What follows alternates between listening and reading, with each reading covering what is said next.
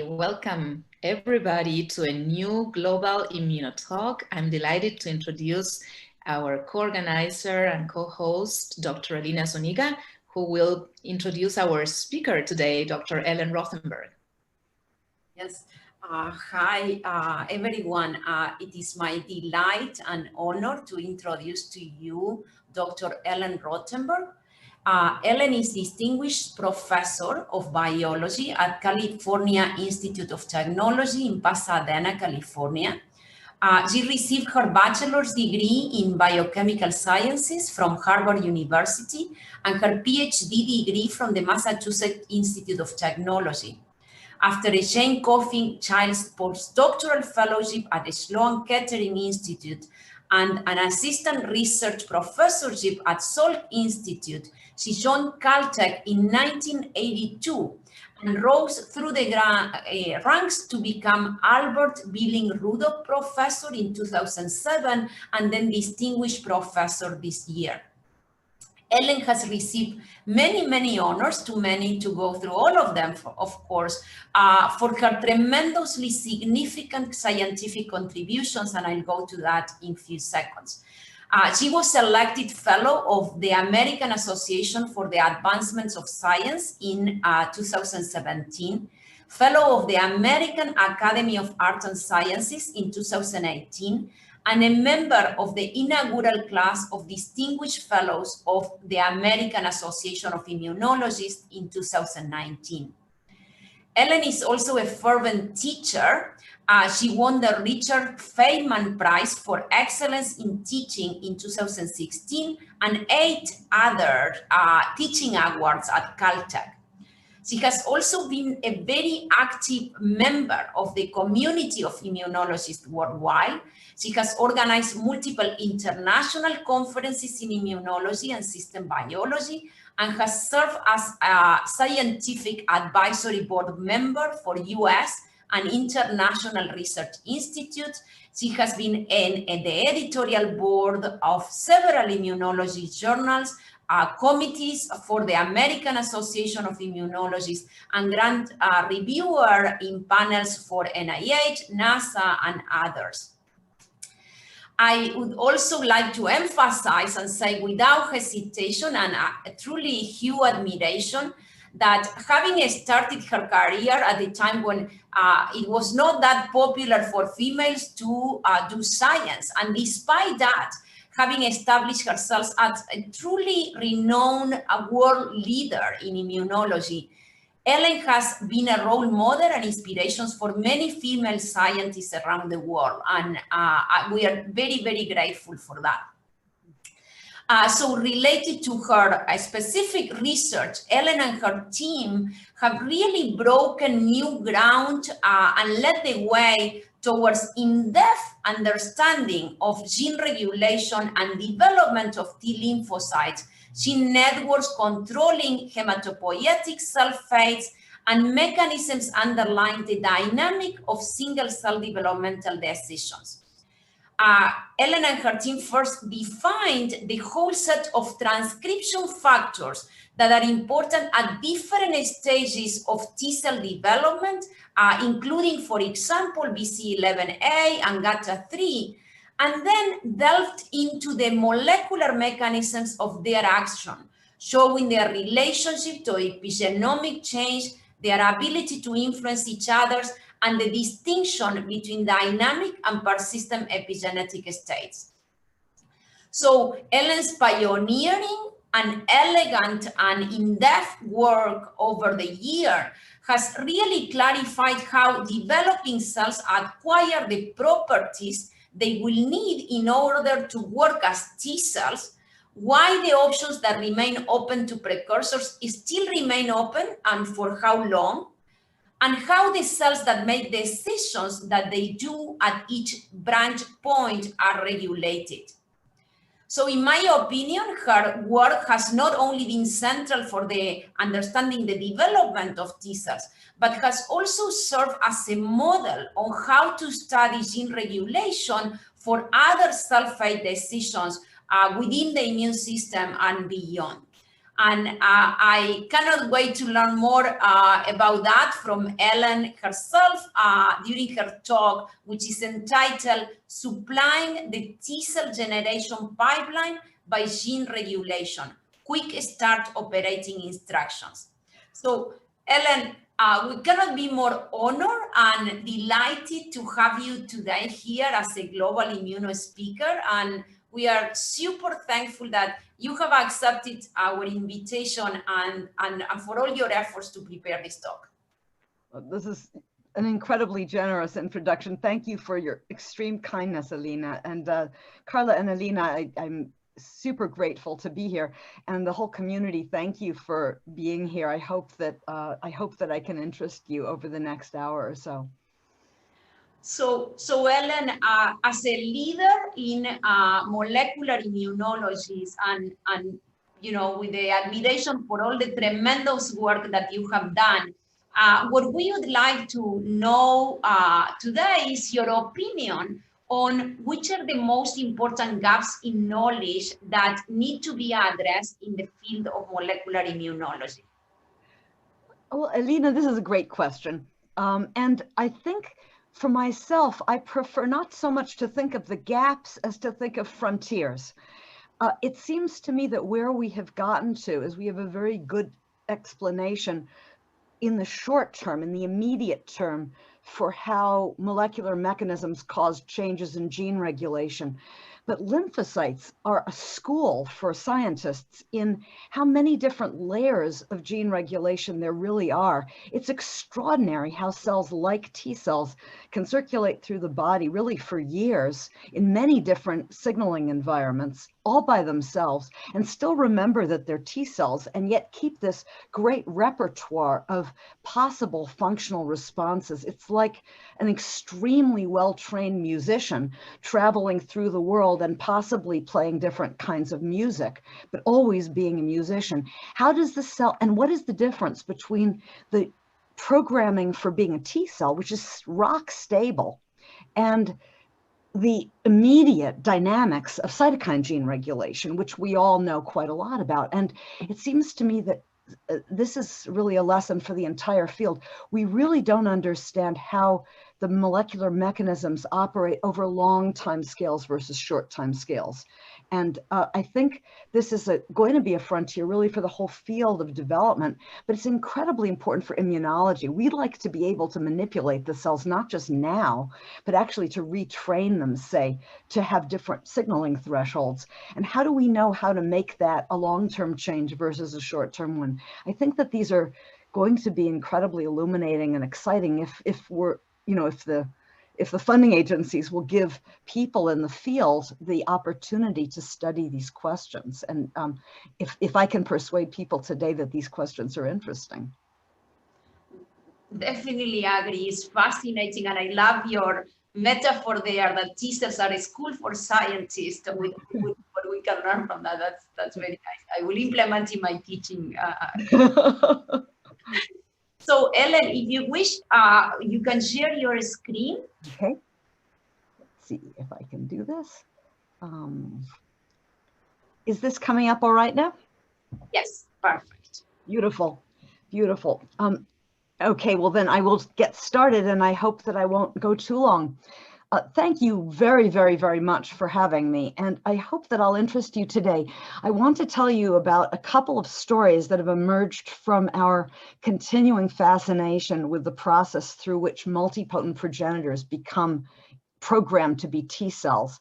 And on the right, I'm showing you one of these little partial gene regulatory network models that we worked out over the last few years. I won't really be talking about that today. I'll be talking more about what's happening inside the cells to set them up to be able to execute this gene regulatory network. So let's see if I can advance the slides. Okay, so what is a T cell? This is the question, and this really relates to the question that Alina just asked me. If we think about a T cell, if you look at a single cell RNA-seq Tisney plot or something like that, you're classifying the cells based on what genes they're expressing right now, so that an activated cell looks very different from a non-activated cell. But really, we see several layers of gene regulation expressed right there. First, what the cells are or are not expressing right this hour. That's based on a transient reversible type of gene regulation. The cell will go back to being resting after it stops expressing that cytokine. On the other hand, we know that there's another layer because the cells, for example, that have been programmed to be Th1 or Th2 or Th17 type cells have a different specialist repertoire than the other subsets. And the cells remember that through some transcription factors, through some signaling receptors, but that's a more stable program. That's not going to be shut off. Underlying that, though, is this basic question of what kind of a cell it was in the first place. And cells basically remember whether they're conventional or innate type cells in terms of where they put their activation thresholds. And there's also a bifurcation between CD4 and CD8 killer programs. And this is a mostly stable bifurcation of gene regulatory programs operating underneath the transient cytokine gene expression. And then underneath all of this is being a T cell. The genes that are turned on that make the cell a T cell and that are turned off to prevent it from being something else are regulated permanently, and they're regulated, as we were saying a minute ago, over years. They will not change. CD3 expression is going to be something that every T cell keeps on doing until it dies. And these are the genes that I'm going to talk about today, really, because the question is, when is this part of the T cell gene regulation program established? What we know about this is that it's established in the thymus at a stage when there are actually very few cells of this kind in the thymus. The major transition that turns on this set of genes really occurs at this stage that we're calling commitment. And this is way back before T cell receptor gene rearrangement. So this is not dependent on TCR at all. It's upstream of that. And in steady state in a mouse thymus, this would be representing less than 50,000 cells before commitment in a thymus that has on the order of 300 million cells. So it's not going to be the majority populations that you see. Nevertheless, these are the cells that are pipelined for everything else that happens later. And understanding this is really where the identity is established. Now, we have cell surface markers that I'll show you in a minute that allow us to distinguish the cells at these different stages prospectively. And if you take an ETP or a DN2A out of the thymus, out of the notch signaling field, which is the main environmental signal that the thymus provides, up through DN2A, those cells, when they're removed from the notch signaling, can go off and become something else, not just NK cells, but they can become dendritic cells, they can become macrophages, they can become granulocytes to some extent. After commitment, even though the cell doesn't look a whole lot different from its precursor on the cell surface, it is now utterly unable to have any of those options. And in fact, it becomes a T cell or it dies. So this is a fairly fundamental cell biological change. And what is interesting is that it has turned out over the last few years that it represents a really profound molecular change as well, which is not predicted from its change in cell surface phenotype. It's a trivial change in cell surface phenotype. It's a huge change in both chromatin state and transcription factor expression. This is just a picture of a heat map from a beautiful paper from KG Zhao's lab that they were kind enough to let us contribute to a little bit. And they're showing the genomic sites, genome-wide, which change in their chromatin accessibility between hematopoietic stem and progenitor cells and double positive thymocytes undergoing selection. And what you can see, I hope, is that there's the hot spot for change, both in terms of decrease of accessibility and increase of accessibility between these two stages called DN2 and DN3. Now that's a fairly coarse-grained analysis, but my student in my lab, Shun Wang, in some unpublished work, has done this at the single cell level, and you can see incredibly clearly where commitment occurs. It's a huge transition in terms of the single cell attack-seq, that single cell chromatin accessibility map, and the cells going through this little narrow gate completely flip over which transcription factor motifs are in the open sites. It's a very dramatic change. In fact, it's caused by transcription factor action change. And if you look at transcription factors, this is sort of focusing in on those that we have studied because of their strong changes in this window of developmental time. And you can see that there's a whole set of transcription factors that are expressed up until commitment, and then with a slightly staggered timing, they're shut off. We'll come back to some of these later. And there are also other transcription factors that are we recognize as T cell transcription factors, TCF1, GATA3, BCL11B, and these are turned on at various times, either before or right in the middle of commitment. BCL11B is a very popular transcription factor in my lab because it turns on exactly during commitment. And we actually have a fluorescent reporter mouse with a fluorescent reporter in the BCL11B locus that lets us pinpoint at a single cell level whether it's gone through commitment or not. Now, I'm showing you this picture from, and this is a version in the latest review article, but honestly, these are based on population RNA analyses. And there's always a question in population RNA analyses, whether you're looking at the gene expression from the whole population or from the population you care about biologically, or whether you're looking at a signal that's coming from a contaminant. And especially in these ETPs, which have very, very little T cell quality yet, there's a huge question about whether this signal is really coming from the T cells. And so in order to understand what's happening at this changeover, we need to know accurately what is the gene expression profile of the pre-commitment cell so that we can tell what changes. We don't want the gene expression profile from contaminants. And so Wen Zhou, a wonderful student in my lab who just defended her thesis, has spent the last few years in my lab trying to really nail this down at the single cell level. And so what Wen has been looking at is, can she actually deconstruct this precursor compartment really to understand at single cell level the order of the gene expression changes and their relationship to T-lineage programming.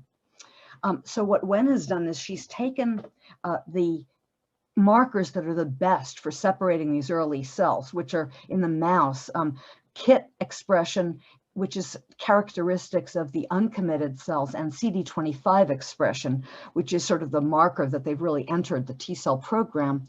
And she's basically taken this whole group of intermediates across this continuum and sorted them and then put them through conventional high throughput RNA, single cell RNA-seq, and two other much deeper sequencing methods or much deeper, more sensitive analysis methods, so that we can ask at a single cell level down to the single molecule where the RNA expression is occurring and to what extent two lowly expressed RNAs may overlap.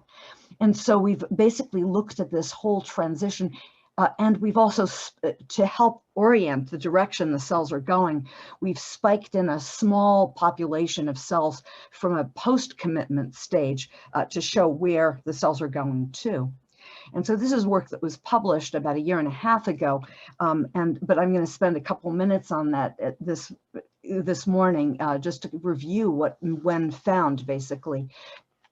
When we looked at this is looking at 10x data, single cell analysis, and using the force-directed graph network called SPRING, which is a method of laying out the cells. It's not t-SNE. It's a little bit more sensitive to the actual parameters of developmental distance. And what you can see is in a sort of a slanted way, you have a nice progression of early genes on the upper right and later genes on the lower left end, sort of in stripes across. And the reason they're in stripes is because, as people often find with single cell analysis, one of the axes that distinguishes the cells is where they are in the cell cycle. And that's actually this other slanted axis. It's essentially orthogonal to the developmental axis.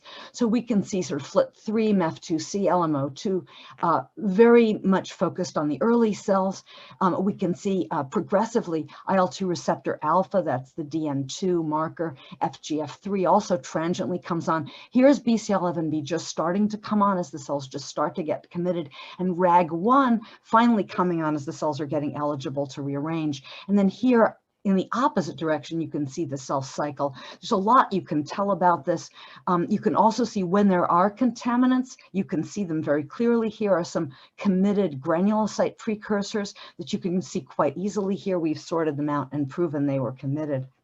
Now, using these axes and using what we know about the major genes that kind of orient the progression, we can actually make a pseudotime model that aligns the dynamics of expression of the most variable genes in what was the computer estimated best developmental time. And the computer model tells us that this is probably one trajectory rather than a set of branched trajectories. And you can see that there are a set of genes that really are expressed early and a set of genes that come on later. One of the interesting things is that by using this highly multiplexed single-cell RNA-seq method that I briefly mentioned that we did, we were able to prove that the cells first turning on the T-cell program genes, GATA3, TCF, are actually, at the time, still expressing this progenitor gene set as well. So this is really part of the inheritance of the cells that become T-cell precursors. But you can see that there are a couple of other transient waves of gene expression in here, which we wouldn't necessarily have expected. And they really suggest that the process is possibly more complicated, that there may be more intermediate states as the cells go through. And one question is whether this is really true. That is, do the cells really go through these waves of differential gene expression on the same pathway? Or is this just a computer artifact of mushing together cells that are actually trying to make a branch, but the computer program is mistakenly mashing them down into the T-cell program? And we were particularly interested in getting this right because some of the genes which are expressed right here in this wave are actually usually associated with non-T programs, myeloid programs. SPE1 goes up, myeloperoxidase goes up. By the way, this is later turned out to be confirmed in human early T-cell development as well. ThyroBP, these are not really T-cell genes. Why are they turning on? And so one possibility is that these cells are actually not in the T-cell pathway. The other is that there's a kind of multi-lineage priming going on here. And so what we've done is we've actually taken the trouble of using the pseudotime genes to come up with markers to finely dissect this stage, even in the ETP compartment, and sort the cells out according to where they are estimated to be in pseudotime, and then ask, who is really more advanced along the T-cell pathway? Is it this cell? Or is it this cell? And if it's really off the pathway, then it will look less advanced on the T-cell pathway. But if it's actually an intermediate, it will look more advanced. And one way that we can do this so nicely is because there is a beautiful in vitro culture system that many of you are very familiar with. It was invented by Juan Carlos Zúñiga Flüger's lab about 18 years ago, this OP9 delta system, which has subsequently been joined by a beautiful system from Gay Crooks's lab as well. But this is with the OP9 delta system at the moment. It's very amenable to watching individual cells develop from, say, a single cell to a clone through the DN1 to DN2 transition and the DN2 to commitment transition. This is seeing BCL11B fluorescent reporter turn on. And so we can actually look at a couple of developmental thresholds along the T-cell development pathway and ask who gets there first in real actual time. So here what we've done is we've sorted the ETP subsets according to our pseudotime markers, which one are estimated to be the earliest, the next earliest, the next earliest, the next earliest. And then we've actually put them in culture for 4 days and let them race against each other. And these are the milestones that we're checking. The first to go from ETP to DN2 based on CD25 expression, then to go into commitment based on BCL11B expression. And I think that you can see pretty easily here that the cells that were estimated to be the most advanced along the T-cell pathway, based on the pseudotime model, actually get to the endpoint faster than the ones that were earlier, even though these are the cells which are expressing the multi-lineage priming signature. And we actually really, our reviewers asked us to do this at the single cell level, and Wenzhou actually did this as a heroic experiment. She actually sorted out about 60 individual clones from each of these populations, did the whole experiment over again, and scored the frequency of clones that made it past these individual landmarks. And this shows that it's completely consistent with our pseudotime model. So we feel that the pseudotime model is actually quite reliable, and that in fact there is a more complex process going on in which there are several waves of gene expression going on as the cells respond to the thymic environment to determine whether they're going into the T-cell pathway. I should point out that we've estimated by population dynamics modeling that this transition from the first entry into the thymus to this commitment state is probably at least 10 cell divisions in a young postnatal mouse. And so there's a lot of time that needs to be accounted for. And this suggests then that it's a molecularly dynamic time. There's a lot going on. And throughout this period, the cells are progressing towards commitment. Now, why would the cells be doing this? And you could imagine that it's just noise, but it actually seems in some of the most recent work that Wen has done, which I'm not going to have a chance to show you in detail, it turns out that we now see that by knocking out individual transcription factors, both of the progenitor set and of the T cell set, that these ETPs during those 10 cell divisions or so are actually involved in a continuous tug of war between transcription factors that are pulling them in various directions, more or less similar to the notch signaling direction, but being opposed by other transcription factors that are trying to hold them back. And so essentially what you're seeing is an interplay between several different programs. We're very interested in what this actually means, and what is this actually evolved for? Is this a heritage of some earlier evolutionary program that the cells just haven't gotten rid of? Or is it actually useful to move the cells through the thymus to get the right proliferation and so forth? So for the first part of the talk, then, the conclusions are really that in fact the T cell signature transcription factors do begin to be expressed in a cell that still has this multi-lineage gene expression profile. And the cells are going into the T cell program with this complex process. And some of the early expressed transcription factors are actively working to hold the cells back in the uncommitted state.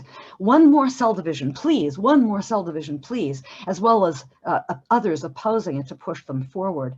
And one of the interesting things that I don't have a chance to tell you about is that some of these early factors, although they're holding the cells back, are actually also preventing them from spinning off into aberrant pathways. So let's now move on to talk about how this works. And this will be the rest of the talk. We'll be talking more about transcription factor machinery. So the rationale for this, obviously, we're really interested in how this works in T cell development. But even if one is not interested in this early stage of T cell development, I think it's a particularly nice system for looking at mechanics of how transcription factors cause heritable changes in cell identity, which are probably applicable to other cases as well. We're lucky in this system because we have these beautiful stage markers, and we have this in vitro system in which we can pull apart individual stages in real time, and we can perturb them, as you'll see in a moment. And we think that this is actually giving us a chance to study much more mechanistically aspects of mechanism, which are probably also used to some extent in peripheral T cell decisions and in innate cell decisions. Now, let's just focus in on a couple of the most dramatic and important transcription factors in this process. And this is sort of zooming in on this commitment period from thymus seeding precursors, which would be the earliest ETPs, to the slightly later ETPs, the first DN2s, the committed cells, and then post-commitment cells. And the main things you want to remember are that you have TCF7, which is the gene that encodes TCF1, comes on very, very early in this process, way before commitment. BCL11B is turned on in the mouse system significantly after TCF7. But while TCF7 is coming on, you still have genes like PU1, which is encoded by the SPE1 gene, transcription factor PU1, expressed at a quite robust level.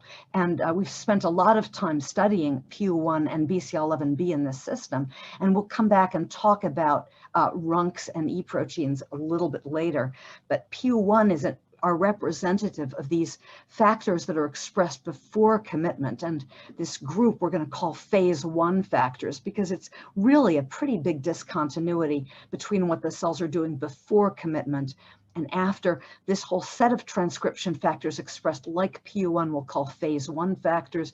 Transcription factors expressed like BCL11B we'll call phase 2. Now, we can actually parse exactly what each of these factors are doing in the T cell development system, making use of the in vitro differentiation culture system and the fact that we can isolate cells at known stages, either after or before the commitment transition, and we can then modify those cells. I mean, you can easily transduce these cells with retroviral vectors. They love them. And you can get very good efficiencies of transduction, whether you're transducing an shRNA, whether you're transducing Cre, or whether you're transducing a guide RNA into a cell that already has Cas9. And so, for example, this is an example of a strategy we would use to look at what PU1 is doing for the cells. We can take the cells while they're still expressing PU1 and take the PU1 away by Cre or shRNA or Cas9 mediated deletion, or we can take the cells after they've turned PU1 off and we can add PU1 back to the cell by simply transducing the PU1 cDNA back into the cell. And we can take this apart by asking what genes are affected, RNA-seq. Where is it binding in order to exert these effects, ChIP-seq. Attack-seq is how the chromatin structure is either following the impact of PU1 or how it's constraining what PU1 is doing when it's added back as opposed to when it was expressed normally, and so forth. And we've done this with several factors. We've spent a lot of time on PU1 and BCL11B for obvious reasons. They're the low-hanging fruit in the system. You know, PU1 has this marvelously well-established association with non-T fates, myeloid, dendritic cell, granulocyte, various kinds, B cell fates, everything but T cell fates. So it was an obvious one to study when we were trying to understand how access to those fates were shut off. BCL11B is our star pupil in terms of becoming a T cell, showing a T cell specific signature. And so over the last few years, if you've heard me speak, I've probably talked about PU1 or BCL11B. Here, this is all they're going to get. PU1 is the most prevalent factor involved in establishing and maintaining the open chromatin pattern in the pre-commitment cells. And it acts, if you look at where it's actually binding, it more often is acting as a positive regulator of target genes where it binds. It can act as a pioneer factor. We've shown how it binds to closed chromatin and can open it. We know that it can drive cells towards a myeloid fate if it's overexpressed, but as long as Notch signaling is strong enough, it can be modulated and tamed by the Notch signaling to play roles within the T cell pathway. So this is a very nice factor. BCL11B actually has an interesting pattern because it has a very strong protein-protein interaction dependence for where it binds on the chromatin. It actually binds to its RUNX sites rather than to its own motif, and it's often at chromatin loop anchors. It's implicated in both positive and negative regulation.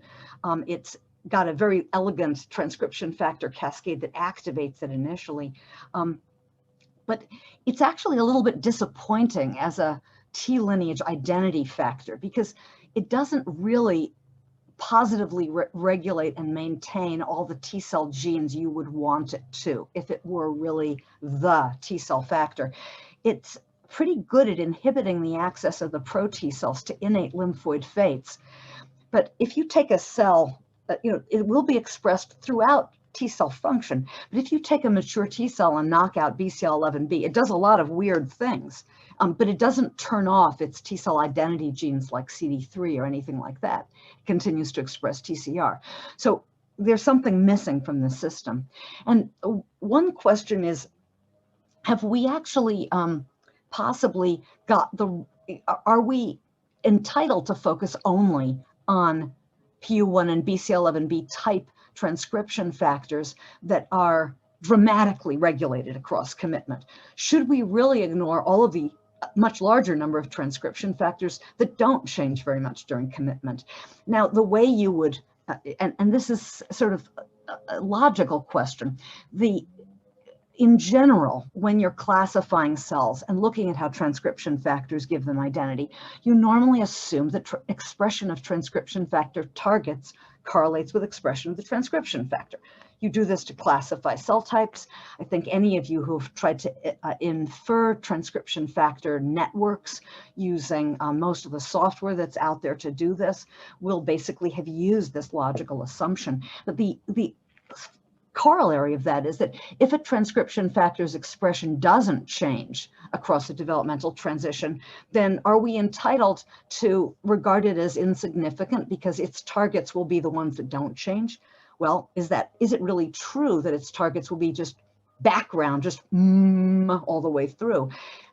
Actually, it turns out that the answer is no. And this is something that we've been able to find out because of the useful features of early T cell development, but it may actually turn out to have much wider application. So that's what I'll talk about for this last part of the talk.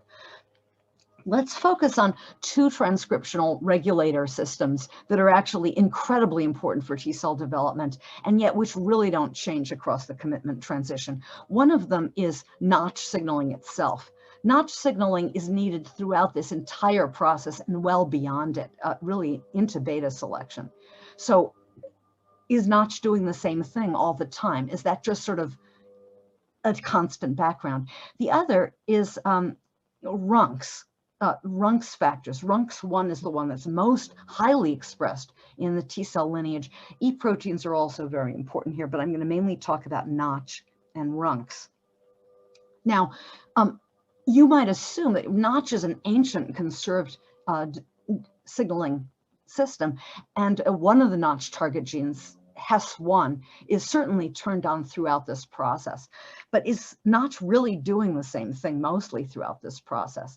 And because of the nature of the T cell system, we can actually ask this question and answer it in a way that's a little bit harder in vivo in human patients.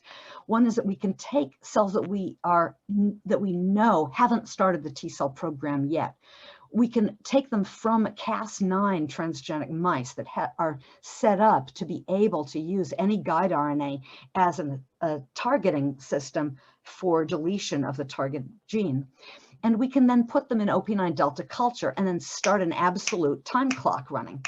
And after 2 days, we know they haven't gone through commitment yet. We can transduce them with guide RNAs, 1, 2, 6 guide RNAs. And then after 4 hours, put them back in OP9 delta culture and then wait, say 3 to 5 days and analyze them. And by then they're just coming up to commitment, but they haven't gone through it yet. Or we can let them wait 10 days before we add the guide RNA. So they've already gone through commitment. And now we can do the same type of experiment. And we can compare the differences in gene expression, whether you knock the gene out before commitment or whether you knock it out after commitment. And this is really just telling you that the quick take-home message from the Notch system. We knew that some of the Notch target genes changed through this period. We had no idea how huge the magnitude of the change was. These are genes which are Notch dependent. These are the genes which are directly or indirectly Notch repressed, probably indirectly. There is very little overlap between the genes that are Notch dependent, say, before commitment and after commitment. It is really quite striking, and it's even smaller overlap for the Notch repressed, presumably HES1 repressed genes. And lest you think that this is perhaps just flirting with the threshold of statistical significance, which any of you who do genomics are used to, I'm just showing you some RNA-seq tracks to show you what I mean by the magnitudes of this difference. Two very robustly expressed genes, so there's no detection issue here. This is the effects of knocking out Notch1 and Notch2 on TCF7 expression in pre-commitment cells versus in post-commitment cells. And you can see that in pre-commitment cells, it has a severe effect on the ability to upregulate TCF7. And this is something that had been shown earlier by Avinash Bandula's lab and Weber et al., and also by Fotini Gunari's lab, Germar et al. But in phase 2, TCF7 doesn't care about notch signaling at all. In fact, it's at least as robust with no notch signaling for those 3 days. And similarly, MYC is in the opposite direction. No effect on MYC at all if you take notch signaling away before commitment, severe effect if you take it away after commitment. So this is actually a case where it matters tremendously which phase of the process you take out this constantly regulated input from what you're going to see as its target genes. This is just a few days apart in the same lineage, and the cells have changed whether they need the notch signal or not for these particular genes.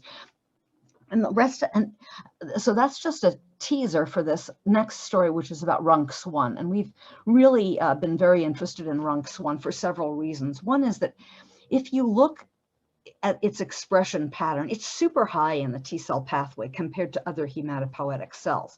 So that might mean that it's important.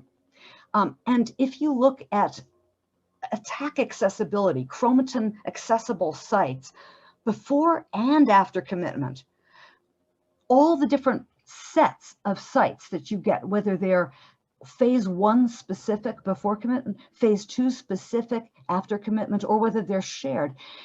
One of the top 3 transcription factor motifs in all 3 types of sites is always RUNX motifs. So what is this RUNX doing? And this is just a plot showing how enriched the Pu1 motif is in phase 1 specific versus the other types of sites. I told you this is a huge contributor to the phase 1 specific chromatin. Here's TCF7 just coming up after commitment as a strong contributor to phase 2 specific sites. But the RUNX site is really, the RUNX motif is contributing all the way across. So it should be doing something. But the problem is that if you knock RUNX1 out in early precursor T cells, you really don't see any effects until after commitment.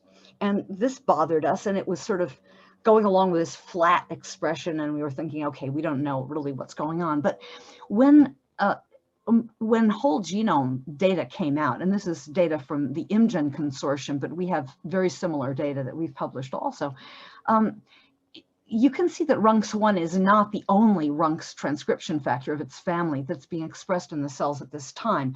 And so the red dots here are RUNX1, and the blue dots here are actually RUNX3, which at the ETP stage is expressed just as strongly as RUNX1. And we've gone back and looked at that in our single cell data and our single molecule fluorescence and C2 hybridization data. And actually RUNX3 and RUNX2 are expressed at least as high a level as RUNX1 until commitment, and then they sort of drop off. So is it possible that really the reason the RUNX1 knockout by itself wasn't showing an effect was because these other factors are in, these other RUNX factors are there providing backup for RUNX1, that they're actually giving redundancy to the system? And so the question was, can we actually use our Cas9-based in vitro differentiation system to knock out multiple RUNXs at the same time? And in fact, you can do this very effectively. And when you do that, you see that RUNX1 and RUNX3 are regulating the same genes additively, but actually supra-additively. If you simply knock out RUNX1 or RUNX3, you see very little effect. If you knock them both out together, you see very big effects. And what this is just putting it on a sort of a cartoon representation from a principal component analysis, which is in our new paper. But basically, if you knock out RUNX1 and RUNX3 together, the cells, rather than looking like DN2A cells before commitment, they go all the way back almost to being like ETP cells in terms of transcriptome. It really stops the progression along the ETP to DN2A phase. And from the DN2A stage, the cells spin, if you knock out RUNX1 and RUNX3, then they spin off into an abnormal program. Now, this is what's interesting about it, because we see that it's important, but the question is, what are the genes that this RUNX is regulating, and are they actually genes which are just essential for being a T cell, which are expressed all the way through, and they may just be using different RUNXs? Well, again, let's look at the genes which are affected by the RUNX deletion, depending on whether we knock it out before commitment or after commitment. And we can see that there's a large group of genes that are regulated by RUNX. I'll show you more about them in a moment. But one of the things that we noticed is that these hits were extremely interesting genes. Usually when you do a perturbation and you look at the gene list, you see a lot of things that you don't know anything about, because they don't really play a huge known role in the T cell, in the program you're studying. In this case, we saw an awful lot of familiar names, and that's because it turned out that the genes which change the most between pre and post commitment stages, two ways of plotting the same thing, are highly enriched among the RUNX affected genes as compared to the RUNX insensitive genes. We have only on the order of 400, 500 genes total that are either up or down regulated in response to RUNX, and yet they're super enriched, p-values on, or 10 to the minus 30th, or 10 to the minus 29th. These genes are incredibly enriched for those that have more likely upregulation after commitment, or more likely downregulation after commitment than others. So this is a very high enrichment for developmentally dynamic genes, despite the fact that the RUNX1 itself is flat. And if you look at just this set of specially variable genes that we used back at the beginning of the talk to make our pseudotime models, 763 highly varying genes, the most informative about how far along the T cell pathway it come. This is staggering, that 20% of these genes are among this little set of genes regulated by RUNX. So this is a very, very preferential regulation for one transcription factor input of developmentally dynamic genes. So, and this is again showing you the magnitude of these effects, and just drawing this is a lot of data.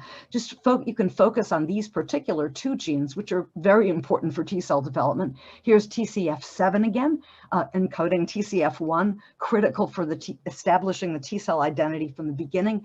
You can see that if you knock out RUNX1 and 3 in phase 1, it's flatlined. You get nothing turned on at all. Whereas if you knock it out in phase 2, it doesn't touch it, no effect whatsoever. Even more dramatic effects, arguably, than the notch effect I showed you before. And this is another really fascinating one. PU.1, encoded by the SPI1 gene. If you knock out RUNX in phase 1, no effect on PU1, really. They all look very similar. But PU1 is supposed to be turned off at commitment. If you knock out the RUNX factors after commitment, right around the time of commitment, PU1 cannot go off. PU1 is actually massively upregulated compared to where it should be. And so this has a tremendous influence on the identity of the cells at these times. In fact, in a heat map that's way too busy to show you right now, it turns out that we can classify a number of different patterns of responsiveness of these genes to RUNX. So it's not just that the target genes of RUNX themselves are variable, some of them going up, some of them going down, some of them in regular development. It's also that the time window in which they are most sensitive to RUNX is varied. And this is despite this almost constant level of RUNX activity. Now, none of this was expected. This is one of these things where Dorothy arrives in the land of the Wizard of Oz and says, Toto, we're not in Kansas anymore. Because how are these incredibly varied patterns of gene expression mediated by a transcription factor pair that's there all the time? And the answer is that these transcription factors move all over the genome.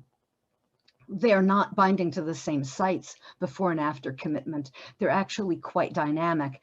Now, this is just what we call a fishbone plot. It's a heat map in which each very, very, very thin row is basically one particular genomic site, and we're comparing its status of whether RUNX1 is bound to it, whether RUNX3 is bound to it before commitment, whether RUNX1 or RUNX3 is bound to it after commitment. And you can see that although there's stable binding at promoters, which, by the way, has no correlation with regulation at all. It's very sad. The promoters are not where the action is happening. The non-promoter sites do correlate with regulation, but you can see that some of these sites are very preferentially occupied in phase 1 and then emptied in phase 2. Others, absolutely the reverse. Others bound all the way throughout. And the interesting thing is this is not just a response to those changes in chromatin accessibility. Here I'm showing you essentially the same thing on the right of this heat map, but we're also clustering it with the accessibility landscapes of these sites so that you can see what's happening to the chromatin accessibility at that same site. Now, these phase 1 sites, the phase 1 preferential sites, a lot of them are binding with PU1. And as I told you, when PU1 is taken away, a lot of the sites where it was maintaining accessibility go away. And so there's a group of these RUNX binding sites where the accessibility goes away and the RUNX goes away, but not all. And very strikingly, some of these sites in here, which only become bound well in phase 2, are actually sites which don't change their attack accessibility at all. Either they're closed the whole time or they're open the whole time. And still, RUNX isn't binding there before, or very little, and then it binds there big time. So this says that RUNX, even though it's present all the time, is not doing the same job on the genome all the time because it can move. It can pick different subsets of its sites. Now, we know the partner factors can strongly influence where the RUNX goes. And we published a paper a couple of years ago showing how strongly PU1, if it's expressed, can attract RUNX to join it at its sites, even if the RUNX was binding to a better site somewhere else. It'll actually take the RUNX to the PU1 site, and because the RUNX pool appears to be limited, it actually does it at the expense of the other sites. So we call this theft, actually.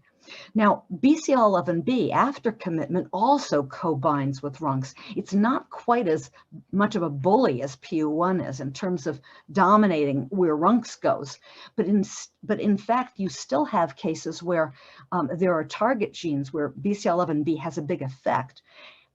Either as a positive or a negative regulator. And in most of those cases, you will see a place where RUNX1 binding to this site depends on BCL11B, but sometimes without BCL11B, RUNX would bind to a different site instead, which is erased with BCL11B. So RUNX is very sensitive to what the other transcription factors are in the cell.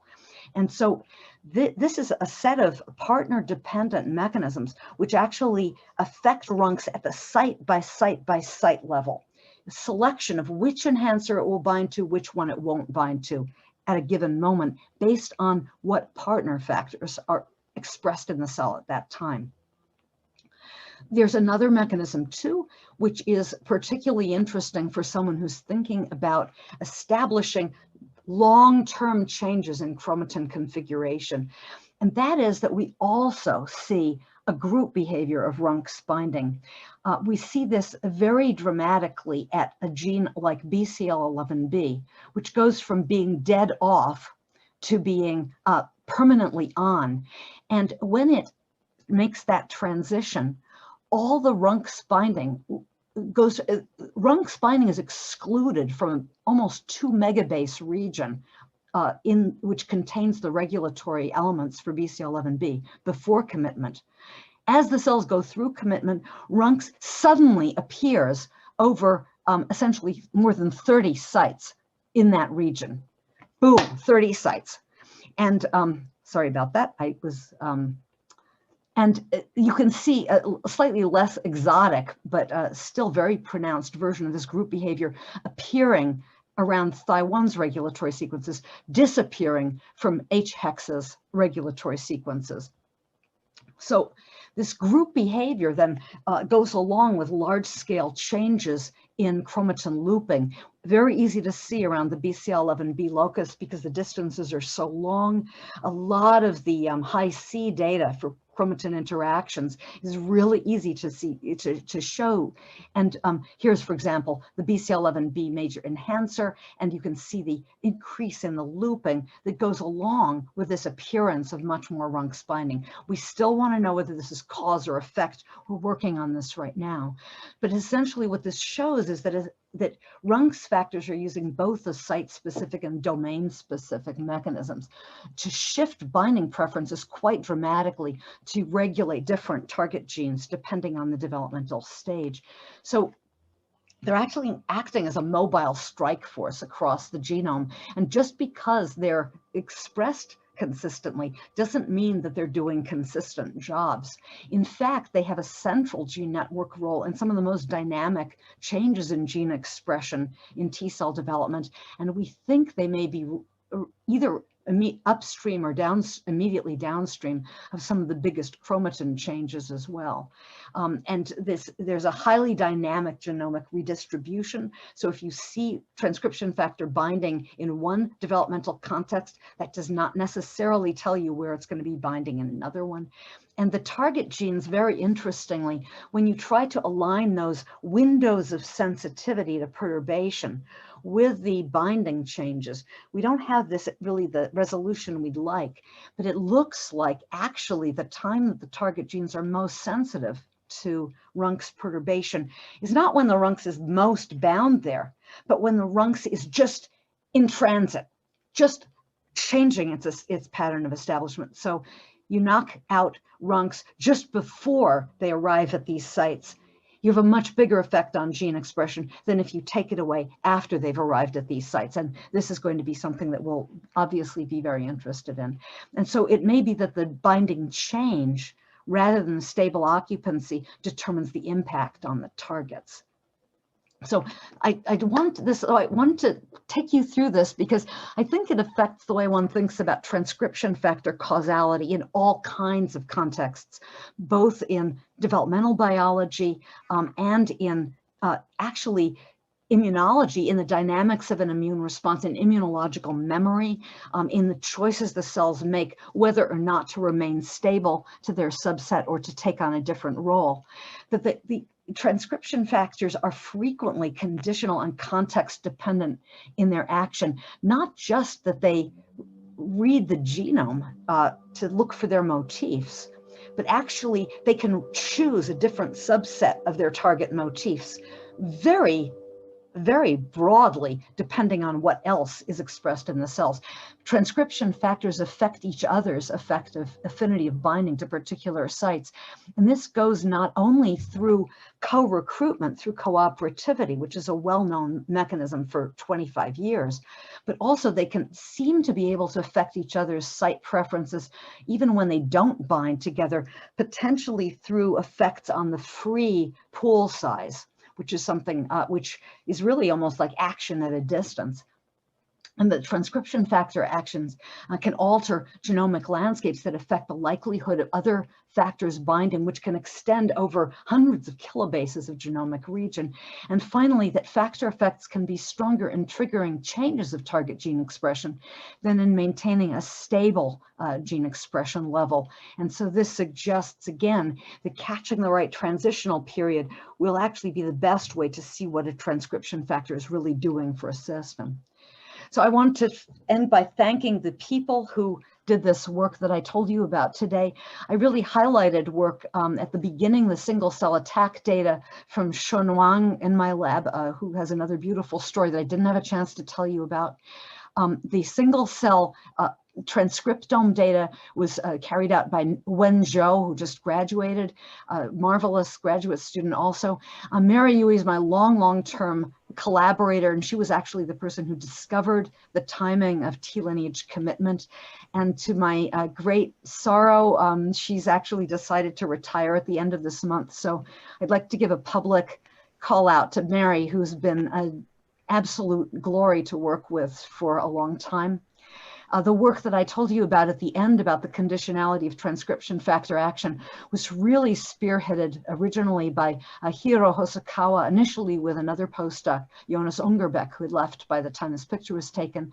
And Hiro is now has his own lab at Tokai University, and he worked with Miley Romero-Wolf on a lot of his initial work. And then the Runk story has really been spearheaded by Hiro in collaboration and with the inheritor, Boyoung Shin, who's taken the analysis to an extremely high level.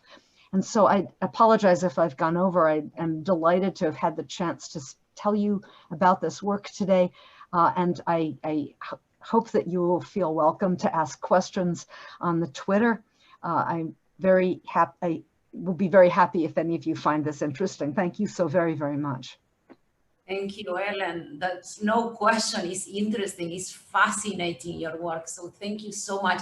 And so engaging your talk. Like I can see how you got all these numerous teaching hours, so passionate and engaging. Thank you so much for sharing. Thank you. Yeah, thank you, Ellen. I cannot agree more with Elena. What an extraordinary talk. Beautiful work. Thanks for sharing those very insightful discoveries. We've learned a lot.